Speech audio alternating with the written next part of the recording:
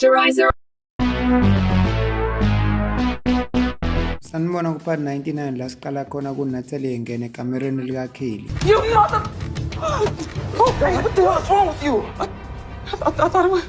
Can you get out? I don't care what it's dog. Hey, please. Wathi samile sacabanga ethula uNatalie kwangena uLushini ebuza ukuthi umsindo wani lo. uNatalie wangingiza engazazi ukuthi ufuna ukuthini. Ethi uLushini khuluma wangingiza kwenze njani. uNatalie lokho ebanjwa amalimi wathi futhi nawe Lushini ufuna ukukhuluma nawe wena kade uvala ifoni. Wasuka lapho wahamba uNatalie uLushini emlandela ethi kwenzakalani. uKaylee wasala wangena endlini wethuka wathi Terrell wethuka ngesikhathi uKaylee emtshela ukuthi akathathe lesifebe sakhe sembhedeni wakhe aphume ahamba angaphindezela endlini. uTerrell wabuza ukuthi uyangixosha wathi uKaylee vele ngiyakuxosha. Watshela le ntombazane wathi nawe nasifebe sakhe phumana emzini wami. Waphuma ekamereni uKaylee sesisheshe edining room ecasukile. uLushini embuza ukuthi kwenzakalani wathi uKaylee hayi manje Lushini ngeke ngikwazi ukukhuluma. wathi uLushini kanti njani nabantu besifazane noNatalie ngifuna ukumbuza ukuthi kwenzakalani akangitsheli lutho nawe futhi ngala. uKaylee wakhomba uTerrell nentombi yakhe ngenkathi ethi uKaylee isimo sinje Lushini. wathi uLushini kanti kunje. wathi uLushini hayi okay awuthi ngihambe. Ngesikhathi esehamba uLushini uKaylee emtshela ukuthi ngiyeza lapho kuNatalie. Sebesele bobabili uKaylee wathi uyathetha wathi uTerrell phela Kaylee mina nawe sisathandani. wathi uKaylee uyaphila kahle la ekhanda Terrell uzongitshela leyo nto kadulene nesifebe endlini yami emashidini yami embhedeni wami. wathi uTerrell for leyo party ngiyaxolisa Kaylee nawe uyazi kodwa bengisejele isikhathi eside umuntu wesilisa nami ngimfonelile ntombazane. wathi uKaylee yimanga ngisafuna ukuzwa leso story sakho. wethuka uKaylee wathi le ntombazane ethi uLeslie leyo wangitshela ukuthi anisathandani. wathi uTerrell Kaylee leyo nto ngangisho 9 years ago kudala. wathi uKaylee kodwa ayisiyimpi intombi yakho mayisinje. wathi uTerrell kodwa wena ushintshe buku usemuhle kanjani. wathi uKaylee yima musokushintsha isubject. wathi uTerrell uphume kanjani. wathi uKaylee sobuze kukhulume lokho wena into ongayenza nje ukungiphumela uhambe endlini yami. wathi uTerrell Kaylee uyangazi nje ukuthi ngeke ngikwazi ukuhlala lapha emzini kamama ngiyaxolisa ngicela ungivumele ngihlale endlini yakho. wathi uKaylee waqala uhambe kuzulazulu uhambe eSomewhere ngoba ngisafuna ukuqala ngikhulume noJustice kuqala. wathi uTerrell vele ngifuna ukumbona uJustice. wathi uKaylee ingakho ngithi ngicela unginike isikhathi esingangama-hour ambalwa ngikhulume naye kuqala uhambe nje uyeSomewhere. wathi uKaylee kodwa kubaluleke kunakho konke hambe uklina amashidi ami uwashe yonke into lapha ngoba ngifuna iy'nsalela zayo sifebe kuthi uLeslie endlini yami. wathi uTerrell hayi lokho ngizokwenza ngizoklina yonke into ngiphendule nomatrasi. wathi uKaylee ngisahamba nami ngisawuthatha ishawa. ngesikhathi esehamba uKaylee wathi uTerrell Kaylee ngiyajabulela ukukubona usubuyile. wathi uKaylee nami ngisazofind out ukuthi ngifila kanjani ngokubuya kwakho mangabe sekwehlile ukucasulwa ile nto oyenzile. wathi uTerrell hayi Kaylee lo mngane wakho next door uyakuthanda lokuthi uNatalie ngoba ucishe wasishaya isifice embhedeni noLeslie. uKaylee wavela waphoxeka wathi kuyabheda-ke makunjalo. wathi de uTerrell wahamba uKaylee seyivalela kwenye indlu wafika wahlala khona wakhipha iselfoni ebhalela uLushini SMS. uNatalie wadlulisela uLushini leyo foni yakhe wethatha uLushini wayifunda leyo SMS. uthe eqeda ukuyifunda uLushini wakhuluma noNatalie embuza ukuthi uright yini. wathi uNatalie angikho right Lushini u-Edward uvele wangena la endlini enganokhile. wathi akanokhi ngoba uwumlungu.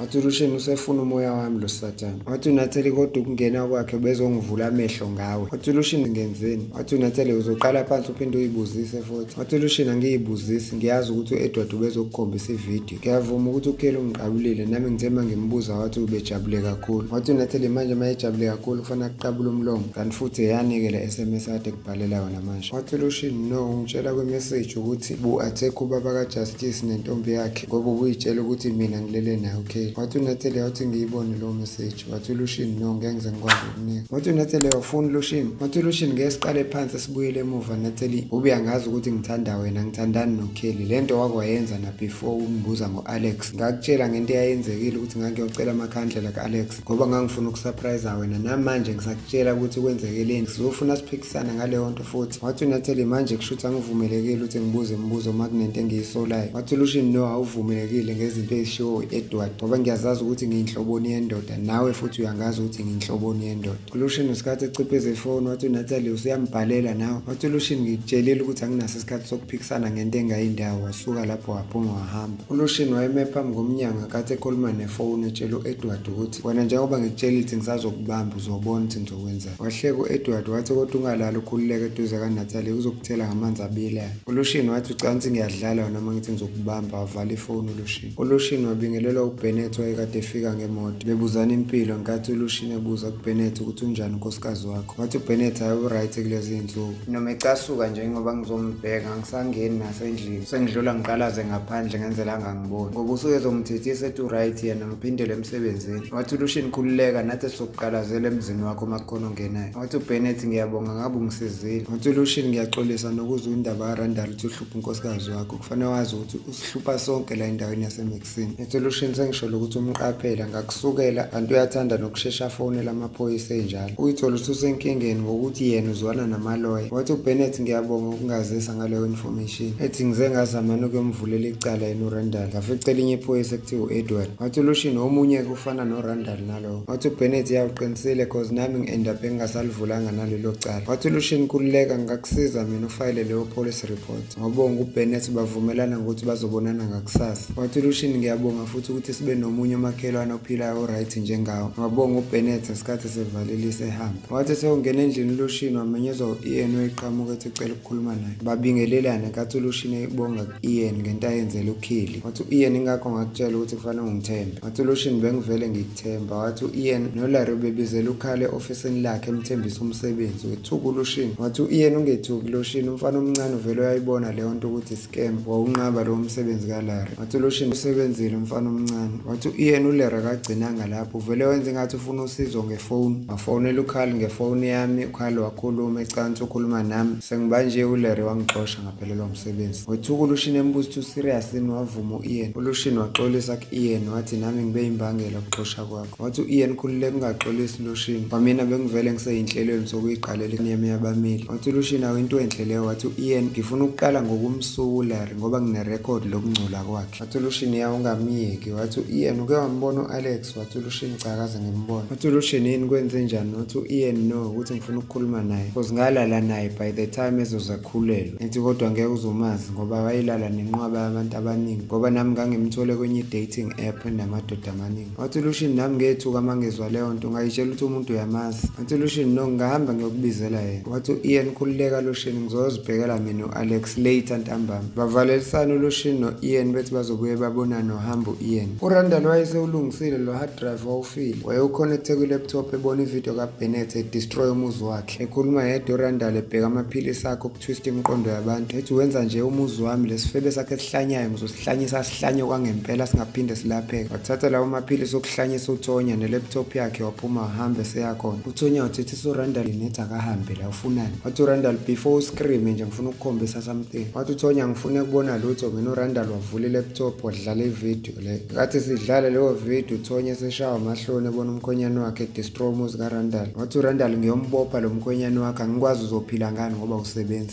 Vele wacasa uTonya wavala iwindi wathi ngithe hamba la. Vele wacasa uRandall waphuthuma uyongena eminyango. Esengaphakathi uRandall wathi ngifonela amaphoyisa. uTonya waqala wamncenga. Ethi uyamcela ukuthi angambophisi ethi ngiyamdinga. Ethi uTonya bengaqondile ukuvandalaza umuzi wakho. Mhlawumbe ubeyitshela ukuthi uyangivikela. Naye wathatha ngokucasuka ngicela umxolelo ungambophisi. Wathi uRandall uyayazi impahla idestroyele ukuthi ibiza kanjani ngiyambophisa. Wakhala uTonya ethi ngiyakucela ngicela ungambophi. Ngesikhathi esekhala uTonya encenga uRandall wahleka wasuka lapho uRandall wahamba eseyoganga ngala maphilisi etreatment kaTonya emfakela la afike nawo uRandall ukuthi amhlanyise kakhulu. uTonya wayesaqhubeka nokukhala ethi akusaphefumuleki. Wathi uRandall mhlawumbe wenziwa ukukhala ukuthi kungasaphefumuleki kodwa ngithi uyazi ukuthi kufanele uthathe iphilisi lakhe elilodwa le-treatment. Ngenkathi emsondezele emnikeze ethi thatha nalo iphilisi khona uzozizwa ungcono. uTonya etshela uRandall ukuthi ngiyacela ngicela ungambophisi uBennett. Wathi uRandall phela uma uphuza iphilisi lakho le-treatment ngeke ngeze ngimbophise umkhonyane wakho. Wathi uTonya ema kunjalo okungcono. uTonya waphinde wabuza kuRandall ukuthi uyangithembisa ukuthi ngeke umuse ejele. Wathi uRandall ngiyakuthembisa ngeke ngimbophise. uRandall wamnikela elinye iphilisi wathi phuza la khona uzozizwa ungcono. Walithatha futhi uTonya nalelo walenze njalo. Eseqedele isibili uTonya uRandall wathi ngiyakuthembisa ngeke ngisamuse ejele. Ethi kodwa uma uke wamtshela ukuthi kade ngikuphuzisa amaphilisi ngizombophisa. Wathi uTonya ngiyakuthembisa ngeke ngize ngimtshele. Wathi uRandall okay sengiyahamba nami. uRandall wathatha i-laptop yakhe wavalelisa kuTonya waphuma wahamba. uTonya esehleli kusofa ezizwa izinto ey'khala ekhanda. Ngenkathi esephuma ehamba uRandall uMarcy wayemlunguze ngewindi. Wakhuluma yedwa uMarcy wathi kazi Randall usuphezu kwamuphi umqondo. uSteven wafika wabophela ama-electric clamp achokayo kwi-handle yomnyango wetoilet labantu besilisa epolice station enzela ukuthi ungaphumi umuntu achokeke uma ibamba ihandle. Wama ngaphakathi kwamatoilet eselinda u-Edward. Ngempela waphuma u-Edward emva kwesikhashana eyogeza egeza izandla kusinki u-Edward ebuza kuSteven ukuthi ulimele yini uyirola ngebhandishi. Wayithulela uSteven. Wathi u-Edward wawusemudini yokungafuni ukukhuluma wahamba. Ngenkathi ethi uyophuma emnyango wamchoka umnyango. Wathi u-Ed wenzeni lo mnyango uchoka kanje Steven awuzovulela? Wathi uSteven wena awuvuli ngani? Wathi u-Ed ngizowuvula vele ngeke ngichoke ugesi mina. Wahamba waphindela khona.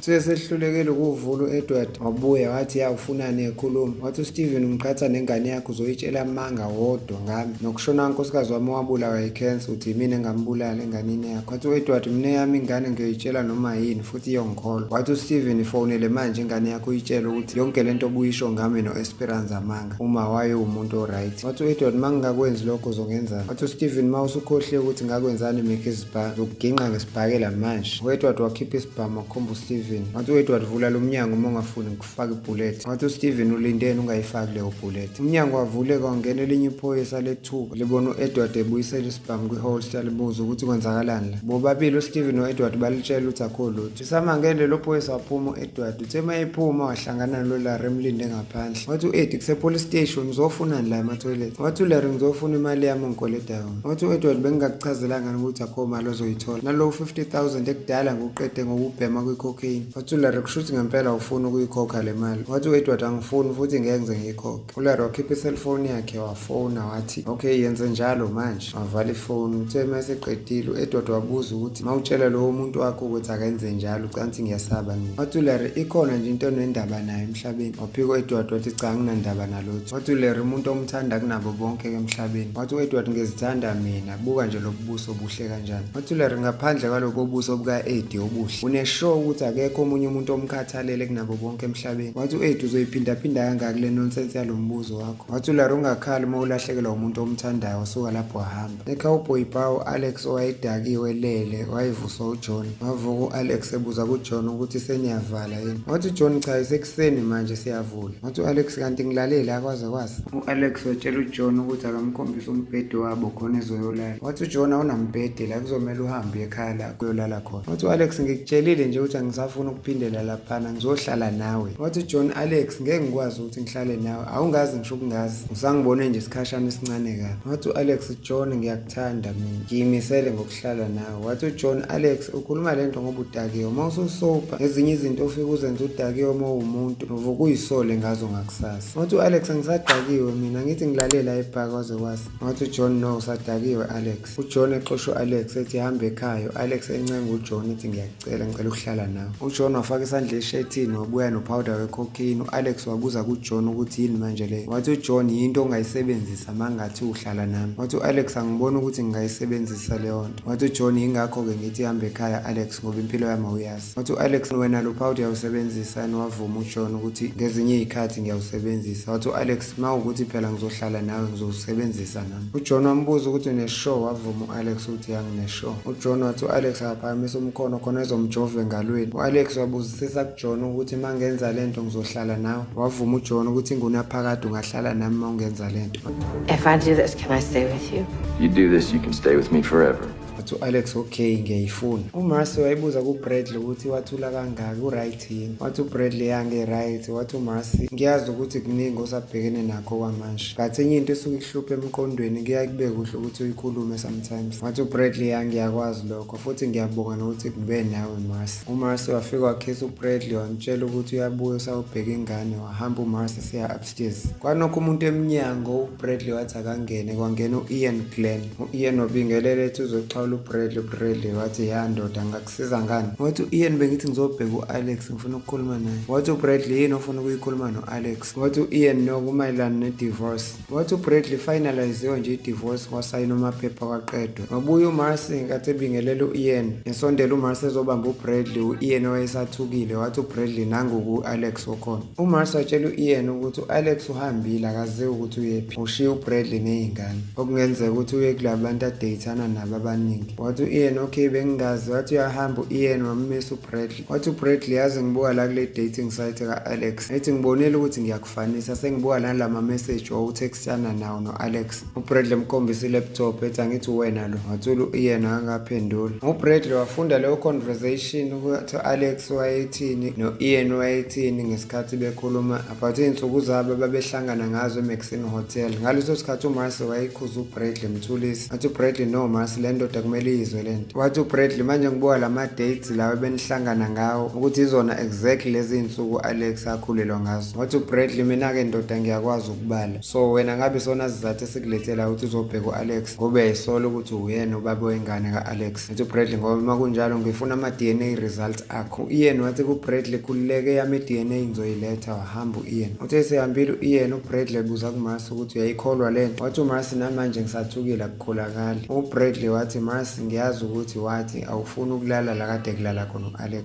kodwa ngiyakucela uAlex uhambile manje. Wathi uMarcy Bradley ngeke ngikwazi ukulala embhedeni kade ulala uAlex. Wasethi uMarcy yazi kodwa Bradley nginenye plan. Wathi uBradley ithini iplan yakho? Wathi uMarcy ifuna siye lapha phezulu ekamereni siye maqondana newindi likaRandall Space Heavy Sex lapha silivule ikhethini esingalivali. Wathi uBradley asithembe ukuthi uzobuka ngasewindini ngiyayithanda iplan yakho. Wathi uMarcy vele uzosibona ngenkathi sebekhisana noBradley. uKelly wayeqhamuka kwenye indlu ezohlala kusofa. uTerrell wamncoma ukuthi muhle. Wathi uKelly Terrell mina ngiyibuyele ejele bengigeza nje kuphela, nawe futhi ngikuvumela nje ukuthi uhlale la endlini, akukho okunye okuzokwenzeka kuphelela lapho. Wathi uTerrell kuphelela lapho nje. Wathi uKelly yini wena ubucabanga ukuthi sisazokwenza lezi zinto esasizenza kudala? Wathi uTerrell cha ngicabangi kanjalo, but uthe ngakaqedeli nenkulumo kwavuleka umnyango wangena uTonya ababengamazi bobabili ngoba ukusangana kwakhe kwase upgrade uRandall. Wangena uTonya ethulelo wahamba ohlala kusofa phakathi kwabo. uKelly wabuza kuTerrell ukuthi ubanike lo. Wathi uTerrell nama ngimazi. Wathi uKelly yabona Terrell makuyesinye seyifebe zakho lesi. Wathi uTerrell njengoba ngikutshela Kelly angimazi lo muntu. Wathi uTonya thulani ngibangela umsindo. Wathi uKelly ubani wena? Wathi uTonya wena ubani? Wathi uKelly nguKelly mina umuzi wami lo. Wathi uTonya mina nguTonya umuzi wakhe ngiwuthanda. Wathi uKelly phuma uhambe phela emzini wami. uTonya wabuka lezi zinto ey'ndizayo ayibona yedwa ezisho ngama-colors ukuthi lenenye red lenye green. Wathi uTerrell uyahlanya. Wathi uKelly akushiwo kanjalo. uKelly wabuza kuTonya ukuthi uhlala around la. Wathi uTonya uhlala ngaphesheya komfula. Wathi uTerrell ingathi sengiyamkhumbula lo sizahlala phesheya komfula hlala phesheya komgwaqo. Wathi uKelly sithandwa sami singakuphelezela sikusekhaya. uTonya wathi kuKelly unenhliziyo embi wena. Wathi ngihambe wasukuma wahamba uTonya. Wathi ephuma uTonya wathi uTerrell asiphume nathi simlandela. Bathi mabephuma bembuka ukuthi uyaphi waqhamuka uBennett ethi Tonya kade ngikufuna kwenze njani? Wathi uTonya khona izinto ey'ndizayo kade ey'landela. Wathi uBennett asihambe sendlini. Wathi uTonya ngisafuna ukuya kuloya muzi mina. uBennett wamhlalisa phansi wathi hlala lana kungcono. Bathi mabemhlalisa phansi uTonya ethi thula thula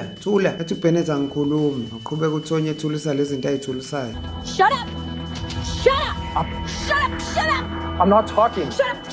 Shut your mouth! uBennett wathi sukuma Tonya siye endlini. Wathi Tonya ngizoze ngiye endlini yakho ubani wena? Khona lapho kwafika uRandall sezobheka ama-results omsebenzi wakhe. uEsperanza wakhala ifoni ngenkathi eyiphendula ifoni lo Steven. uSteven ebuza kuEsperanza ukuthi usenjani uMika. Wathi uEsperanza lokhu eyikhiyele ekamereni lakho usuku lonke. Wathi uSteven kwabuhlungu ukuzwa lokho. uSteven ebuza kuEsperanza ukuthi awucabanga ukuthi kulate manje, it's enough, side phela lesikhathi eyivalile endlini, hamba umbheke nikwazi ukuxoxisana nengane yakho. Wathi uEsperanza kodwa ngiyawuthanda umqondo wakho. Bavalelisa bavala amafoni. Wasuka lapho uEsperanza seyekamereni la Mika. Mika!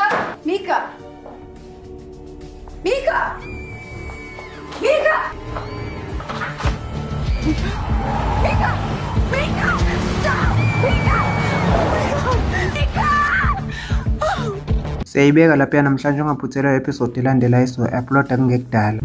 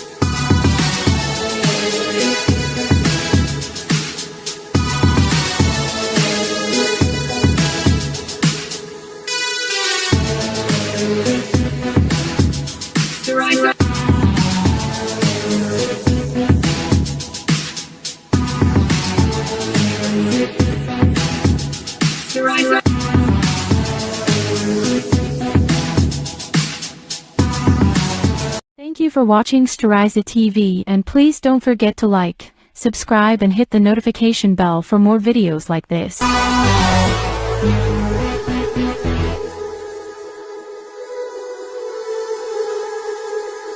Sterisa on the beat.